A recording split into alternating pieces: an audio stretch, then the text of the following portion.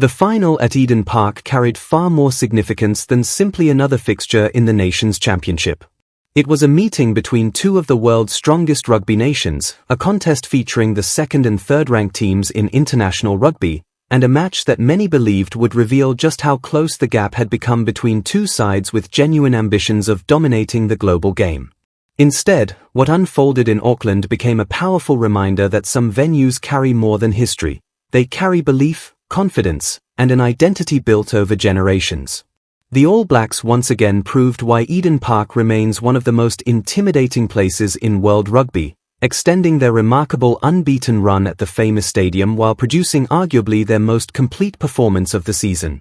From the opening whistle until the final moments, they displayed speed, intelligence, discipline, and relentless intensity that left Ireland chasing the game for long periods.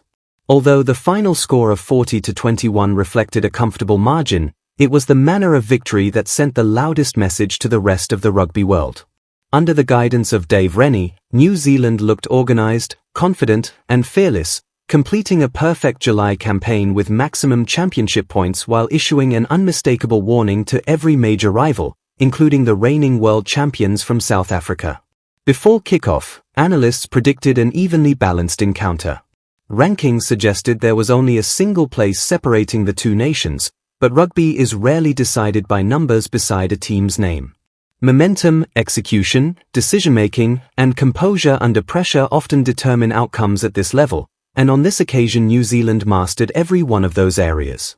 The All Blacks controlled possession for long periods, dictated territory, and consistently won the small battles that eventually decided the larger contest.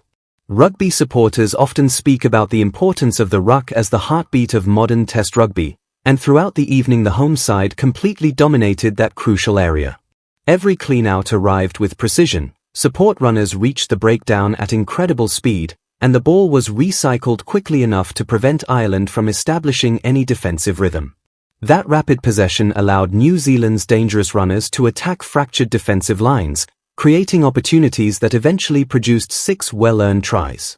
The first try perfectly summarized everything the All Blacks wanted to achieve. Rather than relying on complicated attacking patterns, they trusted the fundamentals. A break on the outside created momentum before several lightning-fast rucks through the center of the field forced Irish defenders to retreat repeatedly. Crisp passing, excellent communication, and perfect timing allowed Patrick Tuipulotu to burst through a gap and score. The movement looked simple, yet simplicity executed at elite speed is often impossible to defend. Every player understood their responsibility, every support line was accurate, and every pass arrived exactly where it needed to be. That opening score immediately energized the crowd while placing enormous pressure on Ireland to respond. Much of the platform came from the relentless work of Quinn Tuipulotu, whose influence stretched far beyond statistics. Carry after carry, he crossed the gain line and ensured New Zealand consistently advanced beyond the advantage line. Those extra 2 or 3 meters may appear insignificant in isolation, but over 80 minutes they completely transformed the rhythm of the contest. Instead of launching attacks from static positions, the All Blacks repeatedly attacked retreating defenders. Tuipulotu's willingness to absorb contact while still generating forward momentum allowed his teammates to play with confidence, knowing the next phase would begin on the front foot. His physical contribution reflected the type of selfless rugby that championship-winning teams consistently produce. Equally impressive was the tactical maturity shown by Dave Rennie's side. Rather than contesting every breakdown, New Zealand carefully selected when to compete and when to stay on their feet. Ireland attempted to accelerate possession by committing several players to secure each ruck, expecting fierce competition from the home side. Instead, the All Blacks often stepped away, leaving Irish forwards tied up in breakdowns that no defender was contesting. The result was a fascinating tactical advantage.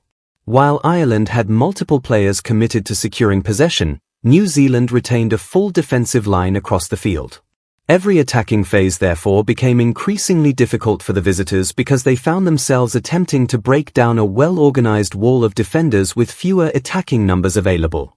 It was intelligent rugby rather than reckless aggression, demonstrating that winning test matches often depends as much on decision-making as physical strength. Defensively, New Zealand delivered one of their sharpest performances in recent memory. Their line speed continually disrupted Ireland's preferred attacking patterns. Passes that normally reached receivers comfortably suddenly became rushed. Running lines that usually created space instead met aggressive defenders almost immediately after the catch. The pressure built gradually until mistakes inevitably followed. International rugby punishes hesitation, and throughout the first half Ireland discovered that every minor error carried significant consequences. Whether it was a slightly inaccurate pass, a delayed decision, or an isolated runner, New Zealand immediately capitalized. One moment that attracted considerable discussion involved Luke Jacobson, whose clean-out on Josh van der Flier resulted in a yellow card before being reviewed through the bunker process. Officials examined the incident carefully, ultimately determining that sufficient mitigation existed to keep the sanction at yellow rather than upgrading it further. Regardless of differing opinions surrounding the decision, the incident highlighted rugby's continued emphasis on player welfare and safe technique around the breakdown. Modern Test rugby demands enormous physical commitment while simultaneously expecting players to maintain control in situations developing at remarkable speed. Every international side continues adapting to those expectations, understanding that discipline remains just as important as aggression. Although the temporary numerical disadvantage could have shifted momentum toward Ireland, the All Blacks remained composed. Their defensive organization barely changed, communication stayed constant, and players simply worked harder to cover additional space. Instead of allowing frustration or uncertainty to appear, they continued executing their systems with confidence. Such resilience demonstrated the growing maturity within Dave Rennie's squad. Great teams rarely panic when circumstances become challenging. Instead, they trust their structures and rely upon preparation developed long before match day. Perhaps the most surprising aspect of the contest involved Ireland's struggles in areas traditionally considered strengths. For several seasons, Andy Farrell's side earned worldwide admiration for exceptional accuracy under pressure. Their passing, support play, phase construction, and decision-making frequently represented the highest standards in international rugby. Yet at Eden Park those qualities rarely appeared consistently. The turnover statistics told a revealing story.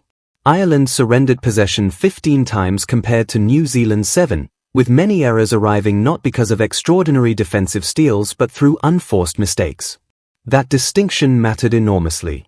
Rugby teams can accept occasionally losing possession because opponents produce moments of brilliance. What becomes far more damaging is handing opportunities away without forcing defenders to earn them. Several examples illustrated that problem. A misplaced pass from Stuart McCloskey was intercepted by Will Jordan, immediately transforming an Irish attack into a dangerous New Zealand opportunity. Later, handling pressure affected other experienced players as dropped balls, inaccurate passes, and questionable exit decisions repeatedly relieved pressure on the home side. International rugby allows almost no recovery time after mistakes, particularly against opponents capable of attacking broken defensive structures. Every turnover increased New Zealand's confidence while simultaneously increasing Ireland's frustration. The brilliance of Will Jordan once again reminded supporters why he remains among rugby's most dangerous finishers. Wingers often receive attention only when scoring tries, yet much of Jordan's value lies in anticipation. He consistently reads developing situations earlier than most players, positioning himself where opportunities are likely to emerge. His awareness enables him to convert opposition mistakes into immediate attacking chances. By remaining alert throughout the contest, he punished inaccurate execution and added another memorable chapter to his growing international career. Another outstanding contributor proved to be Damian McKenzie, whose performance combined creativity with composure. Rather than forcing ambitious plays unnecessarily, he selected appropriate moments to accelerate attacks while also managing territory intelligently. His impressive tactical kicking repeatedly placed Ireland under pressure, including a beautifully executed kick that eventually led to another New Zealand score. Modern fly-halves must balance attacking instinct with game management, and McKenzie demonstrated both qualities throughout the evening. Whenever opportunities appeared, he attacked confidently. Whenever patience became necessary, he slowed the tempo and allowed teammates to reorganize. That balance reflected increasing maturity within his game. The forward pack equally deserved enormous praise. Players such as Ardie Savea, Patrick Tuipulotu, Asafo Ormua, and Josh Lord continually imposed themselves physically while maintaining excellent skill execution. Their carries generated momentum, their support play sustained attacking pressure, and their defensive work prevented Ireland from establishing any prolonged periods of dominance. Particularly impressive was the work rate displayed after each phase. Rather than admiring successful carries, New Zealand forwards immediately repositioned themselves for the following breakdown, ensuring attacking speed never disappeared. That relentless commitment eventually exhausted Irish defenders forced to make tackle after tackle with limited recovery time. Despite the disappointing result, Ireland still produced moments that demonstrated their quality. Jack Conan, Joe McCarthy, and Hugo Keenan all crossed for determined tries built through persistence close to the line. Those scores reflected resilience rather than surrender. Even after falling behind significantly, the visitors continued competing until the closing whistle. Their second-half improvement showed valuable character as defensive organization became stronger and attacking phases gained greater accuracy. During one extended defensive sequence, Ireland successfully resisted wave after wave of New Zealand pressure without conceding, highlighting that this remains a highly competitive international side capable of learning and adapting during matches. Among Ireland's standout performers, Joe McCarthy impressed with his relentless workload. His defensive commitment remained evident throughout the contest, while his ball carrying repeatedly generated valuable meters. Similarly, Tadhg Furlong continued demonstrating why he remains one of World Rugby's premier tight head props, contributing tirelessly in defense despite the difficult circumstances. Jack Conan also maintained his high standards, refusing to let the scoreboard affect his determination around the field. Individual performances like these provide encouraging signs for Ireland moving forward, even if the collective performance fell below expectations. Fatigue undoubtedly formed part of the conversation after the match. This fixture represented the latest challenge in a demanding international schedule for Ireland, while New Zealand entered the contest benefiting from momentum developed during their own campaign. Long seasons inevitably influence physical sharpness and recovery. However, elite teams rarely rely upon scheduling as a primary explanation. Both coaching groups acknowledged that execution ultimately separated the sides more than fitness alone. Ireland's coaching staff will likely focus on reducing unforced errors, improving exit strategies, and restoring the clinical accuracy that has defined many of their finest performances in recent years. For Dave Rennie, however, the evening represented a perfect conclusion to an outstanding opening month in charge. 3 victories from 3 matches, maximum championship points, and an emphatic performance against one of the world's strongest nations provide an ideal platform for the challenges ahead. More importantly, his squad appeared increasingly comfortable with the tactical direction being established. Players understood their roles, combinations looked natural, and confidence visibly increased as the match progressed. Those qualities cannot be measured solely through statistics, yet they often determine success during major international tournaments. As supporters departed Eden Park, they witnessed another memorable chapter in one of rugby's most remarkable stadium traditions. Extending an unbeaten home record to 53 consecutive tests is not simply a statistical achievement, it reflects decades of excellence maintained across multiple generations of players and coaches. Every visiting team arrives believing it can become the one that finally ends the streak, yet the challenge consistently proves greater than anticipated. Against Ireland, the All Blacks combined history with modern tactical excellence, producing a performance built on discipline, intelligence, physicality, and unwavering belief. While tougher examinations undoubtedly await later in the season, this victory reminded the rugby world that when New Zealand finds rhythm, confidence, and purpose at Eden Park, few teams possess the quality required to stop them.